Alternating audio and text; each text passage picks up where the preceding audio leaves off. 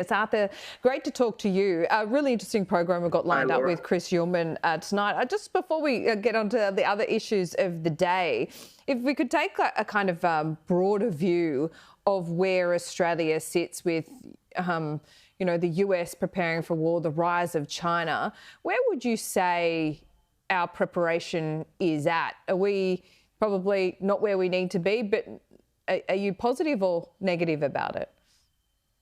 Look, our mindset is that we do have to be ready, in theory, at any time for something to happen. That's the whole point of having defence forces, intelligence forces and all the rest of it. The question would be, at the moment, are we as fully ready as we should be? We've had a Defence Strategic Review a couple of years ago. That is still being digested. That is leading to decisions about capability and the like. But the debate about whether we've got the right set of capabilities and the right level of spending is going to continue because, as was pointed out in your report, the strategic situation around us does seem to be deteriorating at a time when we were also unsure about our relationship with our main treaty ally, the United States. And that's adding a further layer of uncertainty into the calculations. And for Australia, that means how do we further cement that alliance, but also work on developing further our other relationships with trusted allies and partners in the region like New Zealand, Japan, Korea, the Philippines, and so on. It's really interesting to watch Donald Trump at the moment because, of course, he was elected as a president who would get America out of wars, not into them. I think maybe it's too early to say, but the bombing raid on Iran's nuclear facilities does look like a one and done. Absolutely. At this point, of course, there's always a chance for retaliation down the track, but he is vindicated in that sense, at least to date. And also this upcoming meeting with Putin in Alaska. How significant is that in your view? Well, it's very important for Putin because he wants to get close again with Trump. Trump's been a bit impatient with Putin because he feels that Putin has been dragging the chain on the Ukraine issue. This is an opportunity for Putin to put his case directly and try and get a settlement with Trump, which can then be used to override the objections of the Ukrainians. The main leverage that the President Trump has in this situation is the support he can provide to the Ukrainians and the sanctions he can put further on Russia. And so this is a situation where, for Putin, there's a lot to play for here. I think he feels like he had to have this meeting because the President Trump's patience was running out. But it's not clear to me what the outcome of this will be.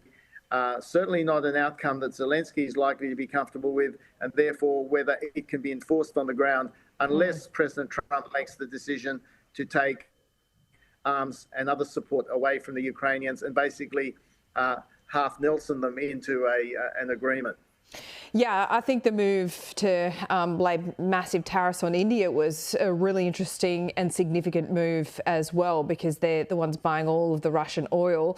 But I should be pointing out, Australia buys that same energy, that same oil off India as well. So the flow-on effects are quite large there. We also look at this with the backdrop today of reports coming out of Australia that we might, the Sydney Morning Herald more accurately, that we might recognise a Palestinian state.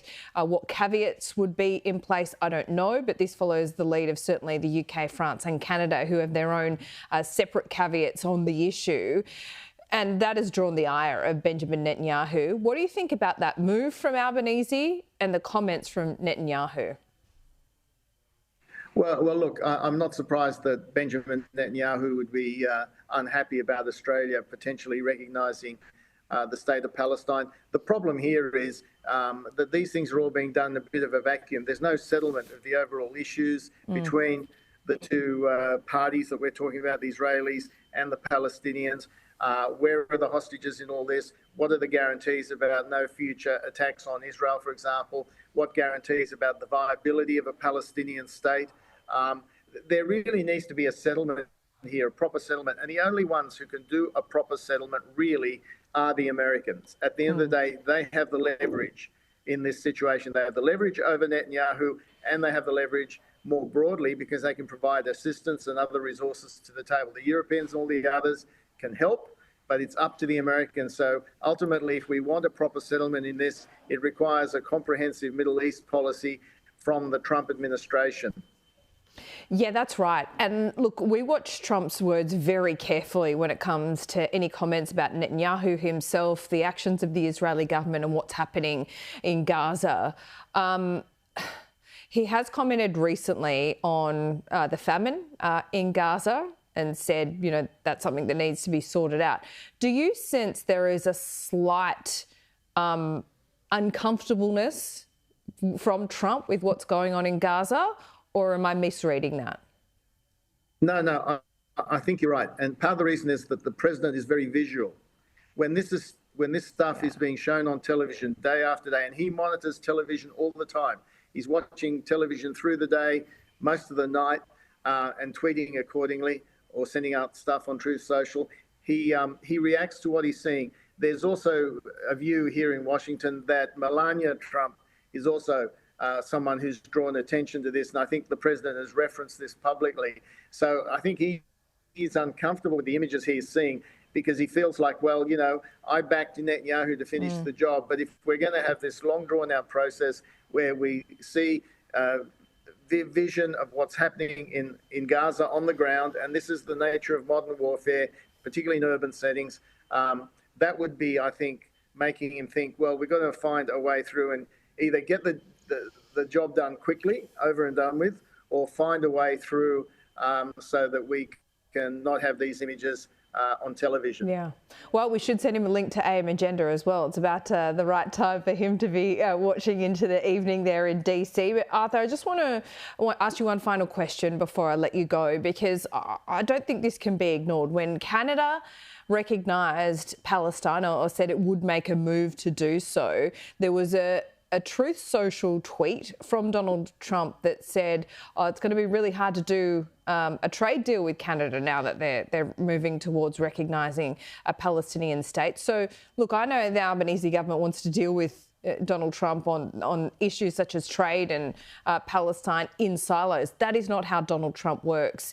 If Anthony Albanese does make this move, we hear it's imminent, do you think that will affect any further trade negotiations or meetings?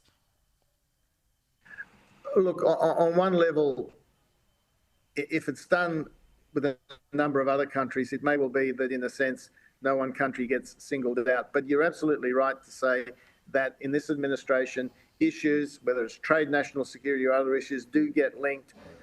We've seen this in the case of Europe where, you know, around issues to do with defence, freedom of speech, not just about trade. So you're right, this could elicit some form of retaliation. Again, it depends how much President Trump is focused on Australia at the moment. And there's an old quote from Henry Kissinger. He said, you know, when he was shaving in the morning, he wasn't thinking about Australia. Let's wait and see. Yeah, I don't think Donald Trump is either, sadly. Arthur, great to talk to you as always. Thanks.